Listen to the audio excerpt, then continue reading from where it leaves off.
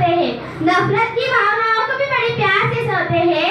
मोहब्बत की इसी मिट्टी को हिंदुस्तान कहते हैं, मोहब्बत की इसी मिट्टी को हिंदुस्तान कहते हैं। सर्वप्रथम या भारत देशाच्या पवित्र मातीला माझे शतशः नमन। सन्माननीय व्यासपीठावर उपस्थित सर्व मान्यवर, गावातील उपस्थित गावकरी व माझ्या बालमित्रांनो, आपणा सर्वांना माझा क्रांतिकारी जय हिंद।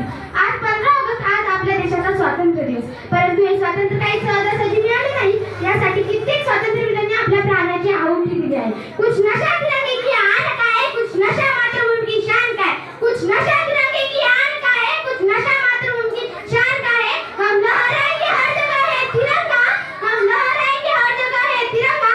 नशा है हिंदुस्तान की शान का है, नशा है हिंदुस्तान की शान का है। स्वातंत्र्यवीरांनी आपल्याला स्वातंत्र्य मिळवून दिले, त्यांचे संपूर्ण आयुष्य पणाला लावून त्यांनी मोलाचे योगदान दिले। परंतु आजही आपल्या देशाला 78 वर्ष स्वातंत्र्य मिळून सुद्धा आपल्या देशातील जनतेच्या मूलभूत गरजा म्हणजे कपडा, रोटी, मकान या मूलभूत गरजा सुद्धा पूर्ण होत नाहीये। मग आज खऱ्या अर्थाने स्वातंत्र्याचे खरे लाभार्थी कोण? आज दररोज देशात 19 कोटी लोक उपाशी झोपतायत, त्यांना संतुलित आहार भेटत नाही, याचे कारण गरिबी आणि दुसरीकडे दररोज देशात सुमारे 40% अन्न वाया जातं, याचे कारण फक्त गरिबी आणि वाढती बेरोजगारी। मग आपण कोणत्या अर्थाने स्वतंत्र आहोत?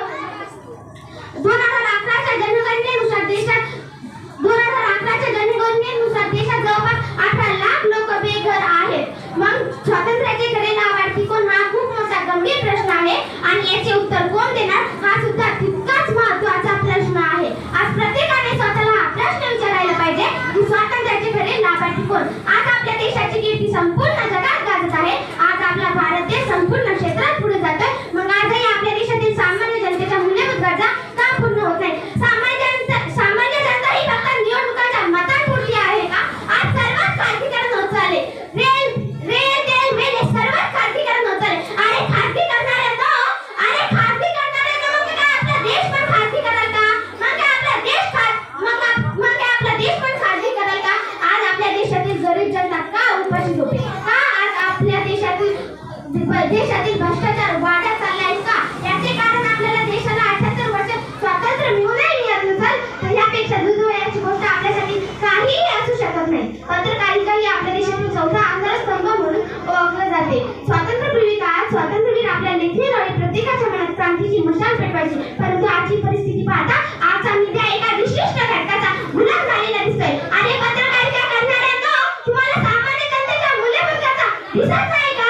अरे पत्रकारिता करणाऱ्यांनो, तुम्हाला सामान्य जनतेच्या मूलभूत गरजा दिसत नाही का? मित्रांनो, मी आज तुम्हाला सांगू इच्छिते की आपल्या देशात